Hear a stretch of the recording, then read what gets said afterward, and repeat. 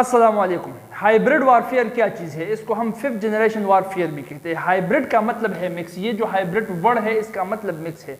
जिस तरह से हाइब्रिड कैटल्स होते हैं, हाइब्रिड मवेशी गाय वगैरह, या हाइब्रिड फ्रूट्स होते हैं फल फूल वगैरह, या हाइब्रिड सब्जियां होती है वेजिटेबल्स, इस तरह से हाइब्रिड वारफेयर भी होते हैं। जिस तरह के फॉर एग्जांपल वो एक मवेशी था, वो एक गाय थी जो ज़्यादा दूध भी देती थी, ज़्यादा क़ुव्वत मुदाफ़ियत वाली भी थी, उसको हम हाइब्रिड गाय कहा करते थे क्योंकि वो हाइब्रिड बनी थी।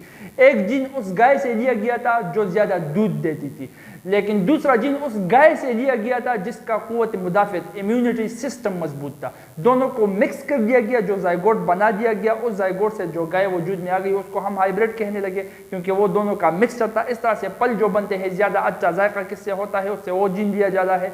जिसका क़ुव्वत मुदाफ़ियत मजबूत होता है उससे वो जीन लिया जाता है। जो ज़्यादा मकदार में फल पैदा कर सकता है पौधा, उससे वो जीन लिया जाता है। सबको मिक्स कर दिया जाता है तो जो पौधा वजूद में आ जाता है वो ज़्यादा मकदार में फल भी देता है, उसका जायका भी अच्छा होता है, उसके अंदर फल भी बहुत अच्छे होते हैं, तो ये एक हाइब्रिड फ्रूट बन जाता है। इस तरह से हाइब्रिड सब्जियां वगैरह भी वजूद में आती हैं। तो इस तरह से हाइब्रिड वारफेयर भी होता है। हाइब्रिड वारफेयर के अंदर मुख्तलिफ टेक्निक्स असल में मिक्स तरीके में इस्तेमाल होते हैं। देखो, इससे पहले जो जंगें हुआ करती थी वो आमने सामने डायरेक्ट बस बंदूक निकालो और गोली मारो, इस तरह से जंग होती थी। लेकिन हाइब्रिड वारफेयर में डायरेक्ट अटैक नहीं होता। डायरेक्ट अटैक कम बेश हो सकता है लेकिन हर वक्त डायरेक्ट अटैक नहीं हो सकता। इसमें मिक्स्ड टेक्निक्स इस्तेमाल होते हैं, कभी पॉलिटिकल, कभी साइबर अटैक्स, कभी इकोनॉमी को डिस्ट्रॉय करो। इस तरह से मिक्स्ड टेक्निक्स महज गोल ये होता है कि अपने दुश्मन को नाकारा बना दिया जाए, उसको बेकार बना दिया जाए, उसको कमज़ोर बना दिया जाए और ख़ुद को ताकतवर बना दिया जाए और इस तरह से उसके ऊपर हावी हो जाए, जंग जीत जाएगा इस तरह से एक मुल्क। तो इस मुख्तलिफ टेक्निक्स की वजह से चूंकि मिक्स इसमें इस्तेमाल होते हैं, इसको हम हाइब्रिड वारफेयर कहते हैं। इसको हम 5th जनरेशन वारफेयर भी कहते हैं। 1st जनरेशन वारफेयर वही था जिसमें आमने सामने डायरेक्ट दो ग्रुप एक दूसरे के साथ लड़ते थे, दो कौम एक दूसरे के साथ लड़ते थे। 1st जनरेशन वारफेयर था। इस तरह से फिर 2nd generation, 3rd generation, 4th generation, new techniques शामिल होने लगे। अब लेटेस्ट जो है वो 5th जनरेशन है, मतलब लेटेस्ट जंगी हिकमत अमली, लेटेस्ट वारफेयर। तो ये एक नया वारफेयर है और आजकल यही माना जाता है कि जो मुल्क, जो कौम इस हाइब्रिड वारफेयर में, जो कि लेटेस्ट जंगी हिकमत अमली है, नई जंगी हिकमत अमली है, इसमें कामयाब हो, इसमें मजबूत हो, दुनिया में सुपर पावर वही बन सकता है। इंट्रोडक्शन को देख लेते हैं कि असल में हाइब्रिड वारफेयर है क्या चीज़। देखो, 4 पॉइंट से हम 4 चीज़ें मिक्स होकर इससे हाइब्रिड वारफेयर बना है। सबसे पहले इसमें है पॉलिटिकल इंटरवेंशन। पॉलिटिकल इंटरवेंशन का मतलब एक कौम दूसरे कौम के अंदर घुस जाए या एक मुल्क दूसरे मुल्क के पॉलिटिक्स के अंदर घुस जाए, उसके पॉलिटिक्स को खुद के कंट्रोल में ले ले, तो उसके अंदर जो पॉलिटिकल लीडर्स अब उभरेंगे तो वो उनके कंट्रोल में होंगे। तो वो कौम खुद ब खुद उनके लीडर, उनके पॉलिटिकल लीडर है, और जब वो लीडर इनके कब्जे में आ गए तो इसका मतलब पूरे का पूरा कौम, पूरे का पूरा मुल्क उनके कब्जे में आ गया। जिस तरह से यूनाइटेड स्टेट्स की मैं मिसाल देता हूँ। यूनाइटेड स्टेट्स जो था वो मुख्तलिफ ममालिक में रिजीम चेंज करता था। इसके ऊपर एक पूरे का पूरा पेज विकिपीडिया के ऊपर पड़ा हुआ है, आप पढ़ सकते हो। मुख्तलिफ ममालिक में मुख्तलिफ तरीक़ों से यूनाइटेड स्टेट्स ने रिजीम चेंज किया है, वहाँ पर हुकूमतें तब्दील की है। तो हुकूमतों को तब्दील करके वहाँ पर वही हुकूमत वो ले आया है जो हुकूमत के पॉलिटिकल लीडर इसके साइड पर हो, इसकी तरफदारी करते हो। तो इसका मतलब वो पॉलिटिकल लीडर जब अमेरिका के कंट्रोल में हो तो वो पूरा मुल्क अमेरिका के कंट्रोल में आ गया, बगैर जंग किए उसने उस मुल्क को जीत लिया, उस पर हावी हो गया, ताकतवर हो गया पॉलिटिकल इंटरवेंशन की वजह से। सीरिया का मिसाल आप ले सकते हो, यमन का मिसाल ले सकते हो, लीबिया का मिसाल ले सकते हो, लेबनान का मिसाल ले सकते हो, मिडल ईस्ट में जो क्राइसिस थी उसका पूरा के पूरा मिसाल आप ले सकते हो। इस तरह से ईरान के अंदर रज़ा पहलवी की जो हुकूमत आ गई थी उसकी मिसाल ले सकते हो। पाकिस्तान के अंदर अयूब, मुशर्रफ, ज़ियाउल हक का जो एग्जाम्पल्स है वो भी कुछ हद तक आप इसमें ले सकते हो। प्रो यूएस गवर्नमेंट जो थी, तो पॉलिटिकली इंटरवेंट करके, मतलब सियासी तौर पर एक मुल्क के अंदर घुस कर उसके पॉलिटिकल लीडर्स को कब्जा कर लो तो पूरे का पूरा मुल्क आपके कब्जे में आ जाएगा। Number 1। Number 2, cyber attacks. Computer के ऊपर हमले करते रहो, हैकिंग करते रहो। जितने मजबूत ताकतवर हैकर्स आपके साथ है तो दूसरे ममालिक के कंप्यूटर्स को, उसके सिस्टम को आप हैक कर सकते हो, या तो उसको नीचे गिरा सकते हो या खुद को उसके लेवल तक बगैर ज़्यादा पैसे खर्च किए ला सकते हो। इसको हम साइबर अटैक्स कहते हैं। सबसे बेहतरीन मिसाल इसकी चाइना है। इस टेक्निक में चाइना सबसे आगे है। चाइना के जो हैकर्स है वो वर्ल्ड लेवल हैकर्स है। फॉर एग्जांपल एक मिसाल के तौर से समझाता हूँ, जो है बोइंग C-17 की टेक्नोलॉजी थी अमेरिका के साथ, $31 अरब लगाकर 31 بلین ڈالر لگا کر امریکہ نے یہ بوئنگ C-17 طیارہ بنایا تھا، جس میں ہیوی مقدار میں فوج آ سکتا ہے اور ایک جگہ سے دوسری جگہ پر وہ ہیوی مقدار میں فوج لے جا سکتا ہے۔ ابھی افغانستان میں بھی آپ نے بوئنگ C-17 دیکھا تھا جس سے لوگ گر رہے تھے اوپر سے، اس کے اندر بھی بہت تعداد میں لوگ بیٹھے تھے۔ یہ بہت تعداد میں لوگوں کو لے جا سکتا ہے اور دنیا کا چکر ایک ہی راؤنڈ میں لگا سکتا ہے۔ ایسی ایک ٹیکنالوجی ہے ان کے پاس، ایسے ایک طیارہ انہوں نے بنایا تھا، لیکن 31 ارب ڈالر خرچ کر کے بنایا تھا بوئنگ C-17۔ چائنا نے کیا کر لیا، محض کچھ ملین ڈالرز ایک ہیکر کے اوپر لگا دیا، شاید اس ہیکر کا نام سوبن تھا، اس نے اپنے ساتھ اور ہیکرز اکٹھے کر لیا اور اس طرح سے اس ملین ڈالرز میں اس بلین ڈالرز کی ٹیکنالوجی کو چرا لیا، اور اب چائنا کے پاس بھی وہی بوئنگ طیارہ، اس جیسا بوئنگ طیارہ موجود ہے۔ تو اربوں ڈالرز ایک ملک جو ٹیکنالوجی میں آگے ہے، جو دوسرے فیلڈز میں بھی آگے ہے، وہ بنا لیتا ہے اور کچھ ملین ڈالرز خرچ کر کے چائنا یا دوسرے ممالک اس سے چرا سکتا ہے سائبر اٹیکس کے تھرو، تو اس کے لیول تک آپ پہنچتا ہے اور وہ بھی کم پیسوں میں۔ تو یا خود کو سپر پاورز کی لیول تک سائبر اٹیکس کے تھرو پہنچا سکتا ہے یا ایک ملک، یا سائبر اٹیکس کے تھرو اس کو گرا سکتا ہے۔ تو دونوں لحاظ میں ہی اپنے دشمن کو کمزور کر کے خود کو طاقتور قوی بنا سکتا ہے۔ تو یہ سائبر اٹیکس ہے۔ اس طرح سے ڈسٹرائنگ اکانومی کے ڈسٹرائی کر دو، ایک ملک کی اکانومی کو، اقتصاد کو، مطلب مالی حالات سے اگر ایک ملک کو آپ تباہ و برباد کر دو تو وہ خود آپ کے قدموں میں آ کر گر جائے گا، وہ خود آپ کا غلام بن جائے گا۔ تو اس طرح سے بھی آپ جنگ جیت سکتے ہو۔ جس طرح سے یونائٹڈ اسٹیٹس سینکشنز لگاتا ہے، جس طرح سے اس نے سینکشنز ابھی یوکرین اور رشیا کے وار میں رشیا پر لگانے کی کوشش کی، اس طرح سے دنیا کے مختلف ممالک میں اس نے جس کے ساتھ دشمنی بنی ہے اس پر سینکشنز لگائے ہیں۔ سینکشنز کا مطلب پابندیاں، اس کے ساتھ کوئی تجارت نہیں کرے گا، اس کے ساتھ کوئی تجارت نہیں کرے گا تو اس کی اقتصادی حالات خراب ہو جائے گی، وہ مالی طور پر خراب ہو جائے گا، اور جب مالی طور پر خراب ہو جائے تو امریکہ سے وہ کمزور بن جائے گا۔ امریکہ سے یونائٹڈ اسٹیٹس آف امریکہ سے کمزور بن گیا تو یونائٹڈ اسٹیٹس آف امریکہ اس سے جنگ جیت گیا، وہ قوی بن گیا۔ تو ایک ملک کی اگر آپ مالی حالات خراب کر دو کچھ بھی طریقے سے، اس کے ساتھ تجارت بند کر دو یا مطلب اس کے اندر کرپٹ پولیٹیکل لیڈرز داخل کر دو، جس طرح سے پاکستان کی اکانومی غرق اور بیڑا تباہ ہوا ہے وہ اپنے پولیٹیکل لیڈرز کی وجہ سے ہوا ہے۔ تو اگر اکانومی تباہ اور برباد ہو گئی تو ملک خود تباہ اور برباد ہو گیا، جنگ اس کا دشمن جیت گیا ڈائریکٹلی یا انڈائریکٹلی۔ دس از ڈسٹرائنگ اکانومی۔ اور اس کے بعد تھوڑا سا ملٹری انٹرونشن بھی ہو سکتا ہے، جب ضرورت آ جائے تو چھوٹے چھوٹے ٹولے سے فوج بھی آپ اندر داخل کر سکتے ہو اس کے اندر۔ تو مطلب مکس سارے کے سارے شامل ہے، چونکہ مکس سارے کے سارے یہ ٹیکنیکس جنگی حکمت عملیاں شامل ہے، تو اس پورے سے جو جنگی حکمت عملی وجود میں آ جاتی ہے اس کو ہم کہتے ہیں ہائبرڈ وارفیئر۔ بات سمجھ میں آ رہی ہے؟ اچھا، اب اس کے طریقے کیا ہیں، اس کے میتھڈز کیا ہے جس سے یہ ہائبرڈ وارفیئر لڑا جاتا ہے؟ سب سے پہلے ڈپلومیسی۔ دیکھو ڈپلومیسی ہے کیا چیز، سب سے پہلے اس کو سمجھو۔ ایک ملک دوسرے ملک کے ساتھ جس طریقے جس فن سے اپنے تعلقات اچھے کرتا ہے، اس فن کو، اس سائنس کو ہم کہتے ہیں ڈپلومیسی۔ اگر ایک ملک دوسرے ممالک کے ساتھ اچھے تعلقات رکھنے میں کامیاب ہو جائے تو اس کی ڈپلومیسی، اس کا مطلب اچھا ہے۔ اگر ایک ملک دوسرے ممالک کے ساتھ اچھے تعلقات بنانے میں ناکام ہو گیا تو اس کا مطلب اس کی ڈپلومیسی ٹھیک نہیں ہے۔ ڈپلومیسی کا آرٹ جو لوگ سنبھالتے ہیں ان کو ہم کہتے ہیں ڈپلومیٹس، جو بیرونی ممالک کا وزٹس کرتے ہیں، وہاں پر ان بیرونی ممالک کے ساتھ اپنے ملک کے تعلقات اچھے رکھتے ہیں، وہاں پر جب وہ چلے جائے اس کو ہم ڈپلومیٹک مشن کہتے ہیں، ان لوگوں کو ڈپلومیٹس کہتے ہیں، ٹھیک ہے۔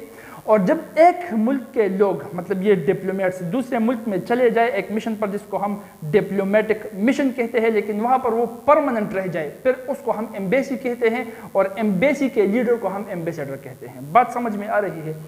اس ڈپلومیسی کا استعمال کر کے ہائبرڈ وارفیئر کے اندر ایک ملک دوسرے ملک کو شکست دے سکتی ہے۔ ایک ایگزامپل دیتا ہوں جس سے یہ لافیئر اور یہ فیک نیوز پروپیگنڈا بھی کافی حد تک آپ کو کلیئر ہو جائے گا۔ فار ایگزامپل، یہ یونائٹڈ اسٹیٹس نے حملہ کیا تھا عراق کے اوپر، کیا تھا، جس میں صدام حسین کو ان لوگوں نے مارا، پھر پھانسی دے دیا اس کو۔ تو یہ یونائٹڈ اسٹیٹ نے 30 کنٹریز کو خود کے ساتھ ملایا اور عراق کے اوپر حملہ بول دیا، عراق کو غرق اور تباہ کر دیا، جنگ یونائٹڈ اسٹیٹس جیت گیا۔ اب یہ یونائٹڈ اسٹیٹس نے کیا کیا، یہ خود عراق کو ڈائریکٹلی اکیلے، مطلب فیس ٹو فیس اس نے نہیں مارا، سب سے پہلے ڈپلومیسی کا سہارا لیا۔ ان 30 ممالک کو اس نے اس پر قائل کیا کہ عراق کے اندر ویپنز آف ماس ڈسٹرکشن ہے صدام حسین کے پاس، اور صدام حسین ایک بہت ہی خطرناک بندہ ہے، اتنے خطرناک بندے کے ساتھ اگر ویپنز آف ماس ڈسٹرکشن ہے تو یہ دنیا کو تباہ و برباد کر سکتا ہے. تو یہ ممالک کی ڈپلومیسی مطلب ان کے تعلقات عراق کے ساتھ خراب ہو گئے. جب ان کے تعلقات عراق کے ساتھ خراب ہو گئی تو عراق کے خود کی حالات خراب ہونے لگے, اور جب وہ خراب ہونے لگے تو وہ لوگ بڑکنے لگے, اور جب وہ لوگ بڑکنے لگے تو یہ یونائٹڈ اسٹیٹس اور 30 ممالک کو لے کر جو اس کے ساتھ اس کے حامی تھے, اس کے دوست تھے, ساروں نے مل کر اپنے پیسوں کو ملا کر, اپنے ویپنز کو ملا کر, اپنے فوجوں کو ملا کر عراق کے اوپر حملہ کر دیا اور عراق کو ختم کر دیا. اس طرح سے وہاں پر اب جو گورنمنٹ ہے وہ پرو یو ایس گورنمنٹ ہے. تو یہ ایک ڈپلومیسی کا سہارا لیا جا سکتا ہے اس طرح سے. اس طرح سے لا فیئر کیا چیز ہے؟ لا فیئر مطلب قانونی طور پر ایک ملک سے جنگ جیتنا. لا فیئر میں کیا ہوتا ہے, جو ججز ہوتے ہیں ان ججوں کو خرید لو. اب سمپل سی بات ہے, آپ نے ججوں کو خرید لیا ہے, ججز کو آپ نے خرید لیا ہے, تو ججز آپ کے حق میں فیصلہ کریں گی. جب قانون ججز آپ کے حق میں فیصلہ کرے تو آپ جیت گئے. سمپل سی بات ہے. اور انٹرنیشنل جو عدالت ہے اس کے تھرو مختلف ممالک چونکہ قانون کی پاسداری کریں گے, اس قانون کی پاسداری کے تحت وہ آپ کے ساتھ مل جائیں گے اور آپ کا دشمن تباہ ہو گیا. ایک ایگزامپل دیتا ہوں اس کا بھی, یہ بھی آپ اس میں لے سکتے ہو. قانونی طور پر یونائٹڈ اسٹیٹس نے ان سب کو قائل کیا تھا کہ اس عراق کے اندر ویپنز آف ماس ڈسٹرکشن ہے, جو کہ بعد میں فیک نیوز بھی نکلی. فیک نیوز کا بھی سہارا لیا جا سکتا ہے. جو سعودی عربیہ تھا, سعودی عربیہ کو بھی یہ دکھایا گیا تھا کہ آپ کے سرحدوں کے اوپر ٹینک اور ہیلی کاپٹر اور گنز اس کی طرف ڈائریکشن کیا گیا ہے عراق سے, اور یہ آپ کے اوپر بھی حملہ کر کے آپ سے یہ جو مقدس مقامات ہیں مکہ میں اور مدینہ منورہ میں یہ لینا چاہتا ہے. لیکن بعد میں پتہ چلا کہ وہ سیٹلائٹ سے بنائی گئی تصویریں تھی, وہ بھی ریئل نہیں تھی, وہ بھی فیک نیوز تھا. تو بہرحال ڈپلومیسی جو تھی, جو تعلقات تھی سعودی عربیہ کی, وہ بھی عراق کے ساتھ خراب ہو گئے, حالانکہ سنی تھے دونوں. اور اس طرح سے قانونی طور پر دنیا سے یہ یونائٹڈ اسٹیٹس نے منظور کر دیا کہ عراق کے اوپر ہم نے حملہ بول دینا ہے. اس طرح سے لا فیئر نارتھ کوریا کے خلاف امریکہ نے استعمال کیا ہے. میں امریکہ کا اگزامپل بار بار اس لیے دیتا ہوں کہ ہائبرڈ وارفیئر کا سب سے زیادہ استعمال امریکہ نے ہی کیا ہے, یونائٹڈ اسٹیٹس نے ہی کیا ہے, اس لیے وہ سپر پاور بن چکا ہے. اب چائنا بھی کر رہا ہے اور رشیا بھی اس میں گھس رہا ہے, اس لیے وہ بھی سپر پاور بننے کی طرف بڑھ رہے ہیں. تو جو ملک اس کو سب سے پہلے سمجھ گیا کہ ہائبرڈ وارفیئر ہی بیسٹ وارفیئر ہے جس سے ہم سپر پاور بن سکتے ہیں, وہی سب سے پہلے سپر پاور بنے گا امریکہ کے بعد. دیکھو لا فیئر, نارتھ کوریا جو تھی اس نے ایٹم بم بنا لیا, کم جونگ اس کا ڈکٹیٹر ہے وہاں پر. اب یونائٹڈ اسٹیٹس نے دنیا کو اس پر قائل کر دیا کہ کم جونگ ہے پاگل, یہ کسی کو کسی بھی وقت یہ ایٹم بم مار سکتا ہے. لہٰذا ہم نے نارتھ کوریا کو اتنا کمزور بنانا ہے کہ یہ جنگ کے بارے میں سوچے بھی نہیں. تو پوری دنیا اس پر قائل ہو گئی کہ امریکہ ٹھیک کہتا ہے. تو قانوناً طور پر امریکہ نے, یونائٹڈ اسٹیٹس نے دنیا کو اس پر قائل کر دیا کہ نارتھ کوریا کے ساتھ ہم نے تجارت کرنا ہی نہیں ہے. اس کے اوپر سینکشن لگا دی. جب اس کے اوپر سینکشن لگ گیا تو نارتھ کوریا کے ساتھ لوگوں کا, مختلف ممالک کا تجارت اس حد تک کم ہو گیا کہ نارتھ کوریا کے حالات ہی کچھ اور ہو گئے, وہ خراب ہو گیا. تو قانونی طور پر نارتھ کوریا کو خراب کر دیا امریکہ, اور نارتھ کوریا دشمن ہے تو نارتھ کوریا یہ جنگ ہار گئی, امریکہ جیت گیا. اس طرح افغانستان کے اندر جو 9/11 ہو گیا, افغانستان کے اندر کیا ہو گیا 9/11, وہ حملہ ہوا تھا نا ورلڈ ٹریڈ سینٹر کے اوپر. اب امریکہ کے اندر خود کے پروفیسرز ہیں واللہ العالم, ان کے مطابق کہ جارج بش نے یہ انسائٹ جب کیا ہے, یہ 19 عربی مطلب یہ حملہ کر ہی نہیں سکتے. بارڈر کے اندر جہاز کو گھسا کر پھر ورلڈ ٹریڈ سینٹر تک لا کر اس سے وہ ڈگر مارے, اس کے ساتھ ٹکرائے اور ورلڈ ٹریڈ سینٹر اس طرح سے گر جائے جس طرح سے گرا ہے, یہ ہو ہی نہیں سکتا. یہ انسائڈ جاب ہے, یہ اس کے اپنے پروفیسر کہتے تھے. لیکن امریکہ نے کیا کیا کہ 9/11 پر جو حملہ ہوا تھا وہ حملہ القاعدہ نے کیا تھا, اسامہ بن لادن نے کیا تھا. اس لیے دنیا کو قانوناً لا فیئر کا استعمال کر کے قانونی طور پر دنیا کو اس پر قائل کیا کہ یہ القاعدہ والے دہشت گرد ہے, اس کے ساتھ ہمیں لین دین نہیں کرتا. تو القاعدہ دنیا سے آئسولیٹ ہو گئی, القاعدہ کے اوپر پریشر بن گیا. اس طرح سے پھر امریکہ نے جا کر القاعدہ کے اوپر ملٹری انٹرونشن بھی کی اور اسامہ بن لادن کو بھی مار دیا. ان کے مطابق وہ کہتے ہیں کہ ایبٹ آباد میں مارا ہے, ایبٹ آباد آپریشن ہوا ہے, پتہ نہیں 3 بار تو وہ مارا گیا, پھر زندہ کیا گیا, پھر مارا گیا, پھر زندہ کیا گیا. اصل میں کسی کو حقیقت کا پتہ بھی نہیں ہے کہ حقیقت میں وہ کب مارا گیا ہے, ابھی بھی مارا گیا ہے یا زندہ ہے. تو القاعدہ کے ساتھ بھی انہوں نے یہی کیا. پھر افغانستان نے یہ حملہ کیا تھا, یا اس کے پاس اتنی کوئی مضبوط طاقت تھی کہ وہ ورلڈ ٹریڈ سینٹر تک پہنچ جائے, یہ کسی کو بھی ابھی تک پتہ نہیں چلا کس طرح سے ہوا. لیکن امریکہ کہتا ہے قانونی طور پر اس نے یہ پاس کیا کہ یہ ہوا تھا. تو یہ بھی نمبر سی جو ہے وہ فیک نیوز اور پروپیگنڈا. جھوٹی خبریں اور پروپیگنڈا کے تھرو آپ جنگ جیت سکتے ہو۔ اس میں سب سے زیادہ کردار سوشل میڈیا کا پھر مین اسٹریم میڈیا کا ہے۔ ایک ایگزامپل دیتا ہوں، مسلمانوں کے بارے میں یہ کہا جاتا ہے کہ یہ ٹیررسٹ ہے، جو کہ ایک فیک نیوز ہے۔ کیوں فیک نیوز ہے؟ دیکھو، پروپیگنڈا کس کو کہتے ہیں؟ اسی فیک نیوز کو اگر آپ بار بار ریپیٹ کر دو، بار بار ریپیٹ کر دو، اتنی بار ریپیٹ کر دو کہ لوگ اس کو سچ ماننے لگے کہ مسلمان دہشت گرد ہے، دہشت گرد ہے، دہشت گرد ہے۔ فیک نیوز بنا بنا کر پیش کر کے میڈیا پر ریپیٹ کر کے لوگ اس کو سچ ماننے لگیں گے۔ اب میں ایگزامپل دیتا ہوں، انڈیا کے اندر تامل ٹائیگرز ہوتے ہیں، کیا وہ مسلمان تھے؟ کتنی دہشت گردی انہوں نے کی تھی۔ اور نیپال کے اندر جو ماؤوادیز تھے، کیا وہ مسلمان تھے؟ کتنی دہشت گردی انہوں نے کی تھی۔ یونائٹڈ اسٹیٹس، کیا یہ مسلمان ہے؟ جس طرح سے یہ جنگیں کر رہا ہے اور سپر پاور بن گئے ہے، کیا یہ مسلمان تھے؟ یہ یونائٹڈ اسٹیٹ یا مسلمان ہے؟ نیوزی لینڈ کے اندر ایک مسجد کے اندر حملہ ہو جاتا ہے، وہ ایک عیسائی نکل آتا ہے، کیا وہ مسلمان تھا؟ لیکن نہیں، اس نیوز کو اتنا کوریج نہیں ملے گا، اس کو بار بار ریپیٹ نہیں کیا جائے گا۔ اور جہاں پر ایک مسلمان جس کا نام مسلمان ہے وہ ایک پٹاخہ بھی بول دے تو اس کو اس طرح سے فیک نیوز بنا کر بار بار ریپیٹ کیا جائے گا کہ پوری دنیا کو اب یہ لگنے لگا ہے میڈیا کی وجہ سے صرف کہ مسلمان دہشت گرد ہے۔ حالانکہ اس دنیا کا سب سے بہترین حل جارج برنارڈ شاہ کے مطابق، جو کہ ایک نوبل پرائز ونر ہے، مسلمان بھی نہیں ہے، اس طرح سے اور بھی جو نان مسلم اسکالرز ہیں، میں مسلمز کی بات نہیں کر رہا، نان مسلم اسکالرز ہیں، وہ خود ہی تسلیم کرتے ہیں کہ اس دنیا کے جو مسائل ہے اس کا واحد حل ہی اسلام کا سسٹم ہے، جو مظلوم کا ہاتھ تھام سکتا ہے، ظالم کے خلاف آواز بھی اٹھا سکتا ہے اور ہاتھ بھی اٹھا سکتا ہے، تو یہ اسلام ہے۔ تو مسلمان کس طرح سے دہشت گرد ہو سکتے ہیں؟ جو اسلام پر چل رہا ہو، جو پکے مسلمان ہو، جو مومن ہو۔ لیکن یہاں پر کیا دکھایا جا رہا ہے کہ اسلام ایک ایکسٹریمسٹ مذہب ہے، مسلمان دہشت گرد ہے، فیک نیوز اور پروپیگنڈا کے تھرو۔ تو 2 ارب مسلمان ہو کر بھی 2 ارب مسلمان دنیا پر سپر پاور نہیں بن سکے۔ مطلب اس وارفیئر میں بھی، ہائبرڈ وارفیئر کے اس ٹیکنیک کے تھرو انہوں نے مسلمانوں کو سپریس کر کے رکھا ہے، تو یہ بھی ایک ٹیکنیک ہے۔ اس طرح سے فارن گورنمنٹ مطلب وہی پولیٹیکل انٹرونشن ہے۔ پولیٹیکلی ایک ملک کے پولیٹکس کے اندر گھس کر اس کے پولیٹیکل لیڈرز کو اپنے قبضے میں لیا جائے، وہاں پر اس پولیٹیکل لیڈر کو سلیکٹ یا الیکٹ کیا جائے جو اس ملک کے دشمن جو ہے اس کے مطابق ہو۔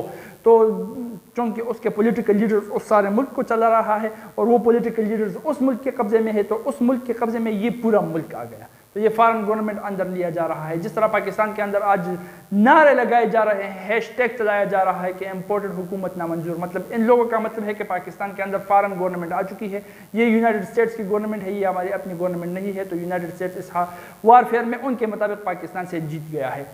اچھا، یہ ہوا ہائبرڈ وارفیئر اور اس کے ٹیکنیکس۔ پاکستان کے اوپر کس طرح سے حملے ہو چکے ہیں اس کو ذرا دیکھ لیتے ہیں، اس کے اوپر ذرا نظر ثانی کر لیتے ہیں۔ اکنامک اٹیک پاکستان کے اوپر ہوا ہے۔ پاکستان کو کتنی بار کوشش کیا گیا ہے کہ FATF کے بلیک لسٹ میں ڈالا جائے۔ FATF G7 ممالک نے بنایا ہے۔ FATF کے 3 لسٹ ہے، گرین لسٹ، گرے لسٹ اور بلیک لسٹ۔ گرین لسٹ کے اندر جو ہو اس کو IMF اور بھی ادارے قرضہ آسانی کے ساتھ دے سکتے ہیں۔ جو گرے لسٹ میں ہو اس کو اگر قرضہ دے تو اس کے اوپر بہت سے شرائط لگائیں گے، جس طرح سے پاکستان کے اوپر یہ لگا رہے ہیں کہ آپ نے سبسڈیز ہٹانی ہے، پیٹرول اور ڈیزل سے مہنگائی لانی ہے، مطلب آپ کے اکنامک سسٹم کو خود کے کنٹرول میں لے لے گا۔ جب آپ کے اکنامک سسٹم آپ کا جب ہی کسی اور کے کنٹرول میں ہو، اس کا مطلب آپ ہی اس کے کنٹرول میں ہو، آپ اس کے غلام بن گئے ہو۔ اور اگر بلیک لسٹ میں چلے جائے تو آپ کو کوئی قرضہ بھی نہیں دے گا، اگر کوئی قرضہ نہیں دے گا تو آپ کی اکانومی ہی کولیپس ہو سکتی ہے، اور جب اکانومی کولیپس ہو جائے تو اسٹیٹ کہاں پر رہ سکتا ہے۔ پاکستان ابھی تک بلیک لسٹ کو تو نہیں چڑھا لیکن گرے لسٹ کو چلا ہے، اور اس طرح سے IMF اس سے ڈیمانڈ کرتا ہے۔ اب بھی یہ جو ڈیمانڈ ہو رہے ہیں $8 بلین IMF کہتا ہے کہ میں دے رہا ہوں، لیکن ڈیمانڈ یہ ہے کہ پیٹرول کے پرائس کے اوپر جو $43 سبسڈی ہے اس کو ہٹانا ہے، ڈیزل کے پرائس کے اوپر $86 جو سبسڈیز ہے اس کو ہٹانا ہے، مطلب آپ کی اکانومی ہمارے کنٹرول میں ہوگی، ہماری مرضی سے چلے گی، آپ اپنی مرضی نہیں کرو گے۔ تو اکنامک اٹیک ہے۔ پولیٹیکل اٹیک ہوا ہے۔ پولیٹیکل اٹیک یہ جو گورنمنٹ امپورٹڈ حکومت نامنظور کی میں نے بات کی ہے، یہی کہہ رہے ہیں کہ یونائٹڈ اسٹیٹس نے پاکستان کے اندر مختلف جگہوں پر، جس طرح سے ایوب خان پرو امریکن گورنمنٹ تھا، ضیاء الحق جب آ گیا وہ بھی پرو امریکن تھا، مشرف جو آ گیا وہ بھی پرو امریکن تھا، تو یہ کہتے ہیں یہ آج کا بھی جو حکومت آیا ہے یہ بھی پرو امریکن ہے، اس لیے امریکہ کی حکومت ہے، تو پولیٹیکلی امریکہ نے پاکستان کے اندر انٹرونشن کی ہے۔ اسی طرح سے پاکستان کے اوپر مختلف پولیٹیکل اٹیکس ہوئے ہیں، اس طرح سے پاکستان کسی اور کے قبضے میں چلا گیا ہے۔ ریلیجیس اٹیکس تو پورے مسلمانوں کے اوپر ہوتے ہیں، سیکٹرینزم، فرقواریت، سیکٹر، یہ نظم، فرقواریت کی لعنت، جس کے بارے میں حضور صلی اللہ علیہ وسلم نے پیشن گوئی کی تھی اور خود بتایا تھا کہ میرے بعد تم فرقے بہت زیادہ، تضاد بہت زیادہ دیکھو گے۔ حجت الوداع میں فرمایا تھا اور کہا تھا کہ اس وقت آپ نے دو چیزیں فالو کرنی ہے اسٹرکٹلی، ایک کتاب اللہ جو اللہ کی کتاب ہے، اس میں ہدایت ہے، اس میں نور ہے، اور دوسرے اس کے رسول کے سنت، ان دونوں کو مطلب حدیث، ان دونوں کو اسٹرکٹلی فالو کرنا ہے تو آپ ایک ہو سکتے ہو۔ اور وہی امت نے غلطی کی ہے کہ ان دونوں کو چھوڑا ہے، اس لیے سیکٹرینزم کا شکار ہو چکے ہیں۔ اور یہی سیکٹرینزم، ڈیوائڈ اینڈ رول، برٹش کا اپنا رول تھا کہ اس کے اندر فرقے بناؤ، ان کو ڈیوائڈ کر دو، پھر اس کے اوپر رول کر دو۔ ظاہر سی بات ہے اتفاق میں برکت ہے، جب اتفاق نہ ہو تو برکت کہاں سے آئے گی؟ برکت نہ ہو تو آپ ٹوٹ جائیں گے۔ جب آپ خود ہی ٹوٹ گئے ہیں تو دشمن کو تو مطلب حلوہ کھانا ہو گیا اس کے لیے، جب آپ کے اوپر وہ حکومت کرنا چاہے کر سکتا ہے۔ تو ریلیجیس اٹیکس، مسلمانوں کو اس طرح سے ڈیوائڈ کر دو کہ وہ آپس میں لڑیں۔ اور جب وہ ونسٹن چرچل کا ہی شاید ایک مشہور کوٹ ہے، if your enemy is destroying himself don't disturb him، اگر تمہارے دشمن خود کو تباہ کر رہے ہو تو ان کو ڈسٹرب مت کرو۔ تو مسلمان آپس میں خود لڑ رہے ہیں، جب مسلمان آپس میں خود لڑ رہے ہیں اس لیے دو عرب بھی ہو کر وہ مضبوط نہیں بن سکتے۔ ان کو لڑوایا ہی نہیں غیروں نے ہے، لیکن یہ اس چال کو سمجھ نہیں سکتے۔ حضور صلی اللہ علیہ وآلہ وسلم کے بات پر اگر ہم عمل کریں، قرآن اور حدیث کو فالو کریں تو پھر سے ہم اکٹھے ہو سکتے ہیں۔ اس طرح سے ریلیجیس اٹیک کر کے بھی ایک ملک کو، ایک قوم کو ڈیوائڈ کیا جا سکتا ہے، اس کے اوپر رول کیا جا سکتا ہے۔ یہ ہوا ہائبرڈ وارفیئر۔ جزاکم اللہ خیرا و احسن الجزاء۔